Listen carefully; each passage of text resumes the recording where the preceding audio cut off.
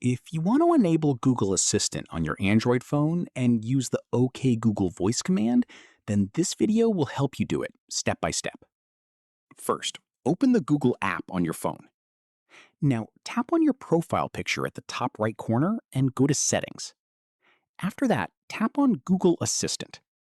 Here, scroll down a little and select Hey Google and Voice Match. Now, simply turn on the toggle for Hey Google. At this point, your phone may ask you to set up voice match.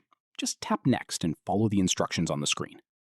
You'll need to say OK Google and Hey Google a few times so your phone can recognize your voice properly. Once the setup is complete, Google Assistant will be enabled on your Android phone.